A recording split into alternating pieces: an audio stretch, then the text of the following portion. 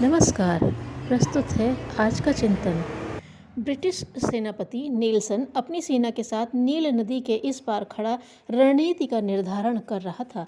British जंगी बेड़े के अनेक सैन्य अधिकारियों की आंखों में आशंका व निराशा छाई थी, लेकिन नेल्सन की आंखें अद्भुत आत्मविश्वास और साहस से चमक रही थीं। कप्तान ने सहसा मौन भंग किया व बोल उठा, अगर हमारी जीत हो गई तो दुनिया दंग रह जाएगी। नेल्सन ने तीखी नज़र से कप्तान को देखा और कहा, अगर से तुम्हारा क्या तात्पर्य है?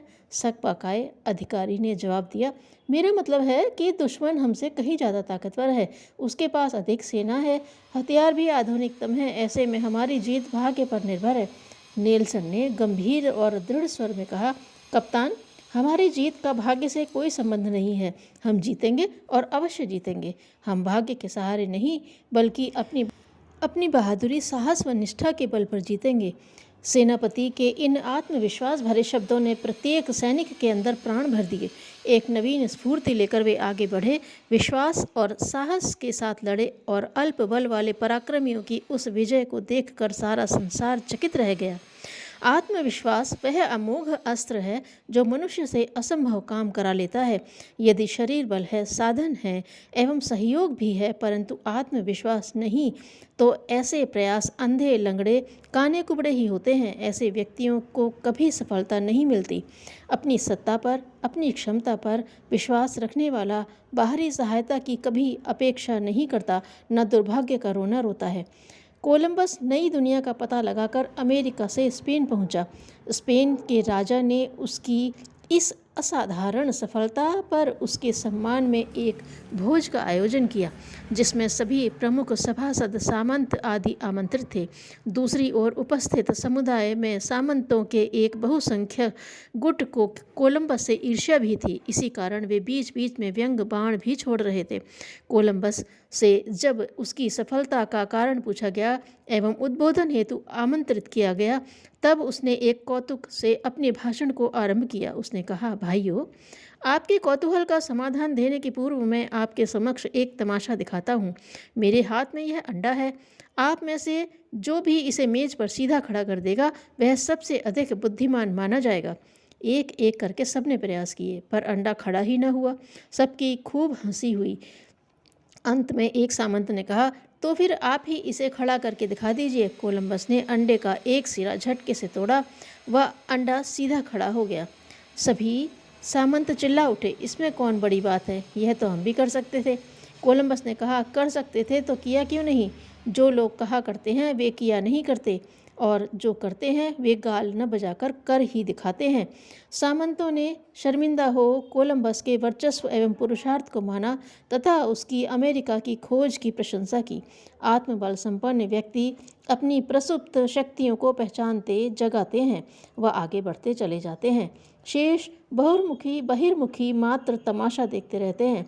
नेपोलियन एक ऐसा ही आत्मविश्वास मनोबल का धनी युवक था, जिसने 5 वर्ष की आयु में माता से शत्रु के आतंक व अपने राज्य कार्सिका की गुलामी की कहानी सुनकर संकल्प लिया था कि मैं अपनी मातृभूमि को स्वतंत्र करा के रहूँगा। किशोरावस्था से ही उसने अपने संकल्प को साकार रूप देना आरंभ कर दिया। केवल लगन तथा परिश्रम पर वह सेना की टुकड़ी का नायक और फिर फ्रांस का सर्वे सर्वा और अंत में विश्व विजेता बन गया। आल्प्स की गगनचुंबी बर्फ ढकी चोटियों की तलहटी में खड़े सैनिकों के समक्ष उसने ही आत्मविश्वास से भरे शब्दों में कहा था, रौंद दो इन बर्फीली चोटियों को, ये कभी भी पुरुषार्थी के मार्ग में बाधक नहीं बन सकती।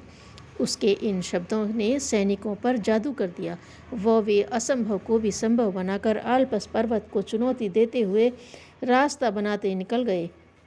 चोर डाकू तक जब बुरे कामों के लिए स्वयं को जान की बाजी लगाकर जूझ जाते हैं, तो असमंजस यह होता है कि सच्चाई के लिए संघर्ष करने वालों का सत साहस क्यों चुप बैठा रह जाता है। एक बार एक राजा फ्रेडरिक द्वितीय अपने महल में रात्रि के अंतिम प्रहर में शयन कक्ष में लेटे थे, तो सहसा उनकी दृष्टि खिड़की के बाहर गई। उन्होंने देखा एक व्यक्ति सीढ़ी खड़ा करने का प्रयास कर रहा है, पर घंटा घर पर लगी घड़ी तक पहुंच नहीं पाता, वह सीढ़ी फिसलने लगती है।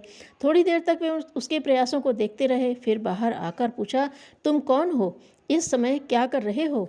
चोर ने जो राजा के महल की घड़ी चुराने आया था बिना घबराए आत्मविश्वास भरे शब्दों में कहा, मैं शाही घड़ी साज हूँ।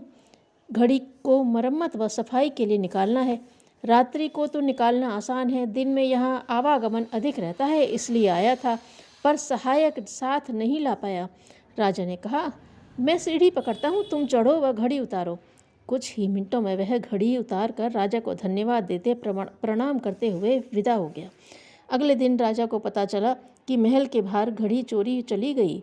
राजा को रात की सारी बात याद हो आई। उसने सुरक्षा दल द्वारा तैयार की गई रिपोर्ट पर लिखा, चोर अपने आत्मविश्वास, साहस, प्रत्युन्नति व राजा की सहायता के कारण इस कार्य में सफल हुआ। अपने आप पर विश्वास कर आशा का संचार व विश्वास खोकर निराश हो जाना उसी प्रकार है जैसे दीपक को जलाना एवं फूंक मारकर बुझा देना। महाभारत युद्ध में कर्ण की पराजय मात्र इसी कारण हुई कि उसके आत्मविश्वास को गिराने वाला उसका सारथी शल्य अर्जुन से हुए युद्ध में उसके साथ था। वह पांडवों से वचनबद्ध होने के नाते मात्र यही कहता रहा कि कर्ण, तुम अर्जुन से नहीं जीत सकते। गांडीव के समक्ष अपनी धनुर्विद्या का कौशल व्यर्थ है। बार बार कहे गए इन वचनों ने कर्ण का मनोबल इस प्रकार गिराया कि वह अपने कौशल का उपयोग करने के पूर्व ही मारा गया। दूसरी ओर आशा का संचार व प्रोत्साहन किस प्रकार विजय में सहायक होता है, उसकी साक्षी इस घटना से मिलती है। एक सेनापति ने अपने सैनिकों को निराश स्थिति में देखते ही सोचा कि इनमें मनोबल का संचार किया जाए तो संख्या से अधिक होने पर भी हार का मुंह देखना पड़ेगा। उसने सेना को रास्ते में एक मंदिर के सामने रोका व कहा, आओ इस देवता का आशीर्वाद लेते हैं व सिक्का फेंक कर देखते हैं कि हम हारेंगे या जीतेंगे। यदि चित्त होगा तो हमारी जीत सुनिश्चित है, पट होगा तो हार। सबने मूर्ति को प्रणाम किया। सेनापति ने सिक्का फेंका, सबने उत्सुकता से देखा, चित्त था। चारों ओर हर्ष ध्वनि होने लगी। अब देवता का आशीर्वाद मिल गया है, हम जीतेंगे, जरूर जीतेंगे। सेना युद्ध स्थल पर पहुंची व शत्रुओं को परास्त कर लौटी। लौटते में मंदिर फिर पड़ा। सेना नायकों ने कहा, देवता को फिर प्रणाम कर लें, इन्हीं के आशीष से हम जीते हैं। सेनापति ने हंसते हुए कहा, हम आत्मदेवता के आशीर्वाद से विजयी हुए हैं। इतना कहकर उसने सिक्का उन्हें दिखाया जो दोनों ओर से एक समान था। वस्तुतः जीवन में सफलता असफलता का रहस्य यही है। मनोबल और आत्मविश्वास मनुष्य से असंभव पुरुषार्थ करा लेता है, जबकि सब कुछ होते हुए भी इस क्षमता के न जाग पाने से जीवन संग्राम में पराजय का मुंह देखना पड़ता है। इसीलिए कहा गया है, मन के हारे हार है, मन के जीते जीत। धन्यवाद।